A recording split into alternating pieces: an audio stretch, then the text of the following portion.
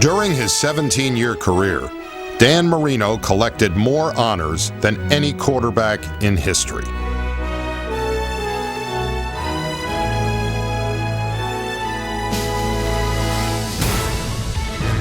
When he retired, he held every significant NFL passing record: most completions, most passing yards, and most touchdown passes. But when I sat down to talk with him about his career, one burning question still needed to be answered. First question, could you name 3 teammates, past and present, that you could beat in a foot race? Oh yeah, Bernie Kosar, that's for sure. Yeah. I could beat Bernie. Not now, but that's the one guy that comes to mind. Kevin Gogan, you think you could beat him? Kevin Gogan would, yeah. Yeah? I could beat Kevin. Played with Jaworski too once for a couple years. I think I gotta beat him in a foot race. When people talk about you, they talk about the greatest pure passer in the history of the sport. What a throw by Marino! Now, Steve Young says that the definition of a pure passer is someone who can't run. Okay. You have any riposte to that retort? Steve's been hit in the head too many times.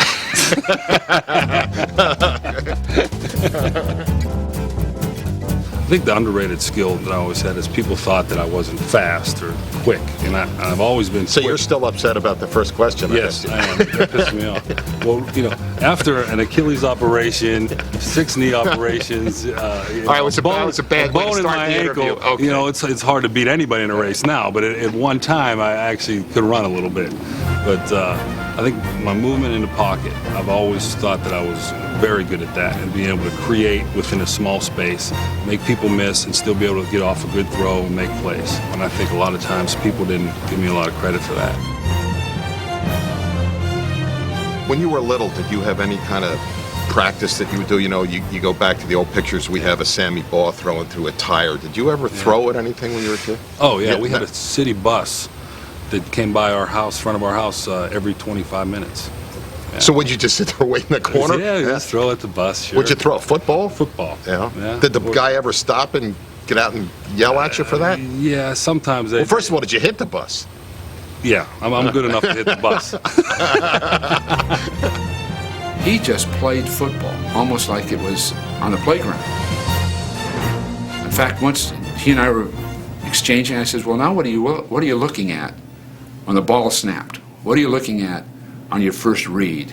When do you look to your alternate receiver? He says, look, I just look for the open man, and I'm going to hit him.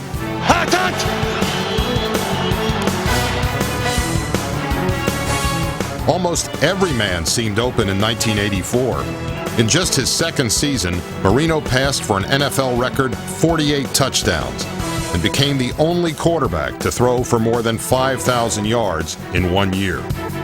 Over the next decade and a half, Marino set for himself the highest standards and expected the same from his teammates. Oh my God, did Jackson lay out for that football? His confidence was unbreakable and never wavered when things went wrong.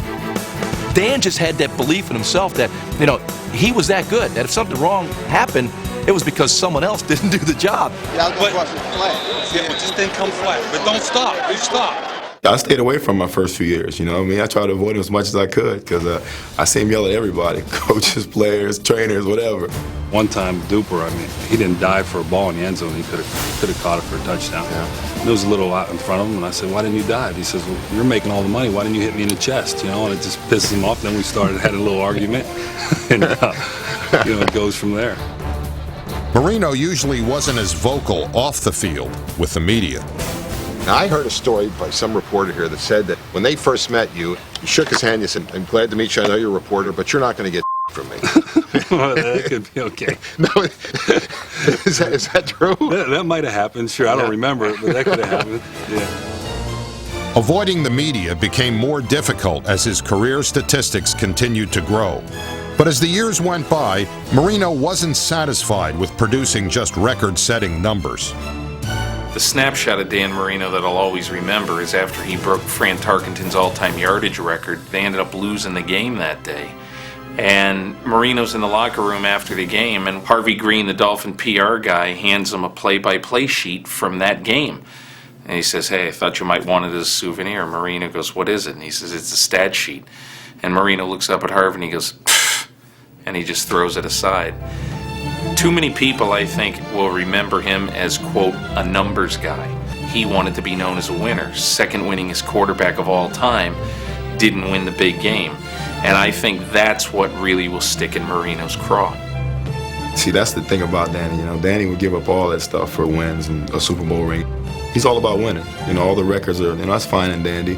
You know, it looks good on, you know, on his mantle with all the footballs and stuff.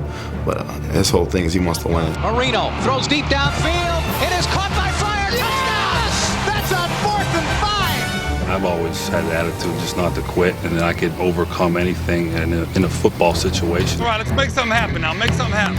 Let's go. Play with some urgency now.